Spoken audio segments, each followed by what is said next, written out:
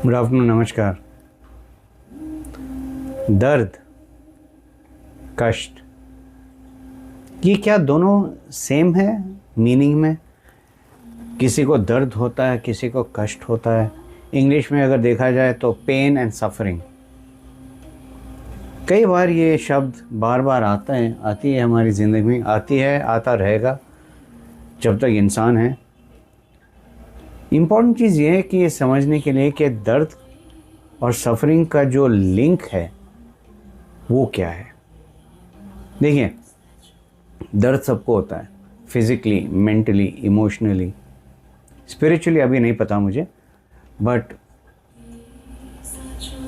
दर्द हर एक के लिए अलग होता है। It depends on the individual. हम गिर जाते हैं, सीढ़ी से उतरते हुए दर्द होता है। बहुत ज़ोर से गिरते हैं तो शायद पैर फ्रैक्चर हो जाता है। एक्सीडेंट होता है, दर्द होता है। किसी ने कुछ बोल दिया अनाप शनाप, दर्द होता है। सीधे यहाँ पर वो कहते हैं ना, यहाँ पे दिल पे चोट लगी है तो दर्द होता है। फिजिकली दर्द को हैंडल किया जाता है मेडिसिन से, मरहम पट्टी से, और फिर हमें पेशेंट होना ही पड़ता है हीलिंग प्रोसेस के लिए। ये हम जानते हैं कि अगर हमें चोट लगती है, घाव लगती है, कट हो जाता है, स्टिचिंग की ज़रूरत है, तो स्टिचिंग, ड्रेसिंग और मेडिसिन से धीरे धीरे वो क्योर हो जाती है and you are back to normal. सवाल उठता है मानसिक, मेंटल एंड इमोशनल। इस पे जब चोट लगती है, इस पे जब दर्द होता है, तब आप क्या महसूस करते हो? एक, क्या महसूस करते हो, और दूसरी बात, दर्द को हम कितना खींचते हैं। जी हाँ, हम कितना खींचते हैं, एक रबर बैंड की तरह, और खींच के रखते हैं। ऐसे नहीं कि नहीं छोड़ देते हैं, हम बस खींच के रखते हैं। यानी कि हम दर्द को बार बार महसूस करते हैं। दर्द हुआ है एक ही बार, लेकिन हमारी सोच, हमारा अप्रोच उस दर्द की तरफ इस तरीके से होता है कि रबर बैंड की तरह हम उसको खींच के रखते हैं। अब देखिए, रबर बैंड को जब आप खींचते हो ना, तो एफर्ट लगता है, वक्त लगता है, ठीक है, ताकत लगती है, क्योंकि खींच के रखना पड़ता है आपको। सवाल ये उठता है कि कब तक? और अगर इस रबर बैंड को या इस दर्द को बार बार खींचोगे और खींच के ही रखोगे, तो आगे कैसे बढ़ोगे? रेजोल्यूशन कहाँ से मिलेगी? उस इश्यू को आप सॉल्व कैसे करोगे? उस दर्द पे आप मलहम कैसे लगाओगे? सोचने वाली बात है ना, कैसे करोगे आप? कई लोग, चाहे परिवार में हो, चाहे दोस्त हो, चाहे ऑफिस में हो, कुछ हो जाता है, कोई अनाप शनाप बोल देता है, बहुत दुख हुआ, बहुत दर्द हुआ, बहुत दर्द हुआ, और कुछ लोग तो ये सालों तक ले जाते हैं इसको कहते हैं सफरिंग। जब हम रबर बैंड को खींचते हैं और छोड़ने का नाम नहीं लेते हैं। अरे बोला होगा कोई कुछ, उस वक्त बोला था। एक कहानी सुना था आपको। एक दिन गौतम बुद्ध नदी किनारे चल रहे थे। मॉनसून का मौसम था, बहुत तूफान वाली मौसम था, और उसके पीछे अपने 2-3 डिसाइपल्स, शिक्षक। अब सब लोग जानते थे कि गौतम बुद्ध महिला के साथ बात तो करते थे, लेकिन उनको छूते नहीं थे। He would not touch them. अब महिला मतलब गर्ल, ओके, अ वुमन। तो एक ही दिन ऐसे चलते चलते अंधेरा हो रहा था, और गौतम बुद्ध को आवाज़ आती है रोने की, और वो रोने की तरफ, जहाँ से आवाज़ आ रही है उसकी तरफ जाते हैं, और देखते हैं कि एक छोटी सी बच्ची बिलबिलाते हुए रो रही है, परेशान है। अंधेरा हो रहा है, आजू बाजू जंगल है। तो बड़े प्यार से, नम्रता से जाके उस बच्ची के पास झुक के बोलते हैं, बेटा क्या हुआ तुम्हें?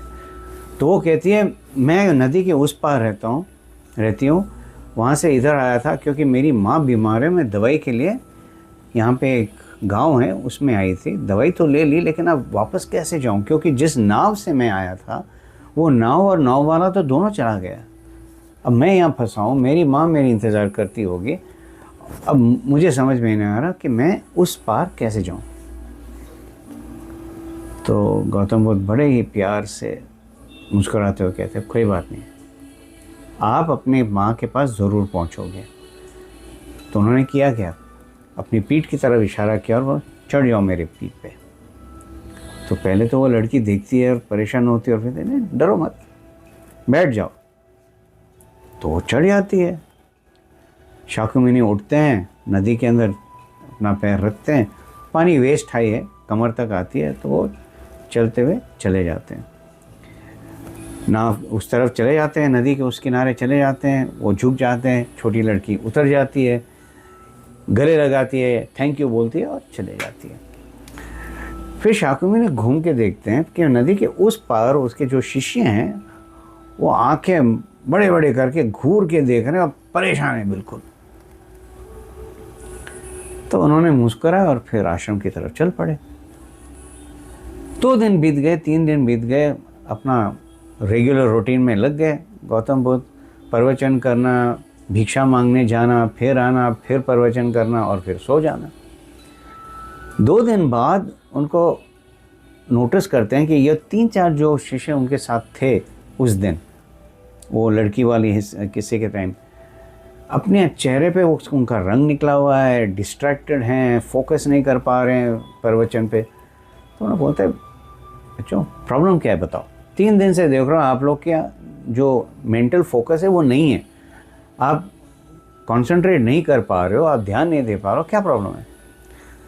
तो जैसे तैसे करके एक बंदा उठ के बोलता है हम परेशान ज़रूर हैं और हमें समझ में नहीं आ रहा कि हम पूछें या ना पूछें आपसे इसके बारे में। सारे पूछो, सवाल आपके अंदर है, जवाब आपको चाहिए, और उस सवाल की वजह से आप अनकंफर्टेबल हो, आप बिलबिला रहे हो, आप तितर बितर हो रहे हो, तो निकाल दो ना, नॉर्मल हो जाओ, क्या बात है बोलो। बस शाकुमुनि उस दिन आपने एक लड़की को पीठ पे बिठाया और आपने नदी क्रॉस किया, आपने एक महिला, एक गर्ल, एक woman, okay, a female gender को आपने छुआ तो क्या आपने उसको उठाकर ले गया। उससे हम बहुत परेशान हैं क्योंकि आप तो, हम सब जानते हो आपने एक वादा किया था कि आप औरत को आप हाथ नहीं लगाओगे। तो उन्होंने तथागत स्माइल करते और बोलते अच्छा। तो 3 दिन वाली कहानी अब तक खींचते आ रहे हो आप। मैंने तो अपनी सवारी अपने कंधे पे रखा, बिठाया नाव की तरह, नाव का डेस्टिनेशन था उस नदी के उस पार पैसेंजर को ले जाना, नाव उस तरफ चला गया, पैसेंजर को उतार दिया, किस्सा ख़त्म भी होगा। और आप लोग जिन्होंने कार्य किया ही नहीं, पैसेंजर को अब भी आपके पीठ पे लाद के चल रहे हो आप, क्या है ये। तो ये सोचने वाली बात है कि जब दर्द होता है हमें उस वक्त होता है ख़त्म, लेकिन दर्द को खींचने वाले कौन हैं? हम, आप। जब आपको अंदर से ये एनालिसिस करना है, अंदर से ही पूछना, अपने आप को सवाल करना है कि क्या इस दर्द को खींचने से मेरा फ़ायदा होता है या नुकसान। अगर नुकसान होता है तो क्यों करते हैं,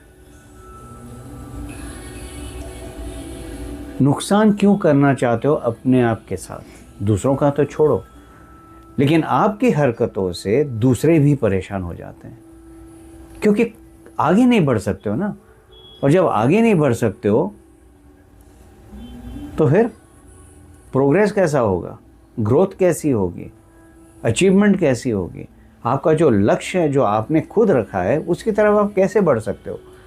क्योंकि दिन रात आप उसी चीज़ को लेकर उसी की खिचड़ी पकाते पकाते पकाते कितना पकाओगे उसको, उसका स्वाद भी मर चुका होगा तब तक। लेकिन नहीं, दिन पे दिन उसी को लेकर चलते हैं, महीने तक ले चलते हैं, कुछ लोग तो सालों तक ले जाते हैं, क्या फ़ायदा। आसपास देखिए ऐसे कई लोग हैं जो पुराने दर्द उठा के घूम रहे हैं, वो कूलियों की तरह कब तक? और जब आप आगे बढ़ने की बात करते हो, तो जब आप खुद का बोझ नहीं उठा सकते हो, दूसरों का क्या उठाओगे आप? दर्द बेशक बाहर से हो सकती है, लेकिन सफरिंग, जो कष्ट होती है, वो हम खुद उठाते हैं बार बार। जिस तरीके से आग लगती है और आग में अगर पेट्रोल डालते हो तो और आग और भी भड़कती है, लेकिन अगर पानी डालते हो तो वो बुझ जाती है। हम पेट्रोल डालते हैं, पानी नहीं। तो आप भी सोचिए किस रास्ते पे चलना चाहिए। आग बुझाना है और आगे बढ़ना है, और बुझाते वक्त या दर्द होने वक्त सीखना है कि क्या हुआ मेरे साथ, क्या महसूस कर रहा हूँ इस दर्द से, और फिर उसका सॉल्यूशन क्या निकाला मैंने। इस पे ध्यान देना है, या बार बार दर्द है, उसने किया, इसने किया, उसने किया, इसने किया, ऐसा कैसे किया, वैसे कैसे किया, बस वही घिसी पीटी रिकॉर्ड बजाते जाओ, बजाते जाओ, बजाते जाओ। एक दिन ऐसा आएगा दोस्तों, आप सचमुच अकेले ही रहोगे, क्योंकि आप बार बार यही दोहराते हो कि मुझे दर्द है, इसने दर्द दिया, उसने दर्द दिया। सोचिएगा ज़रूर, क्योंकि इसका सॉल्यूशन भी आपके पास है, बाहर नहीं। Have a lovely day.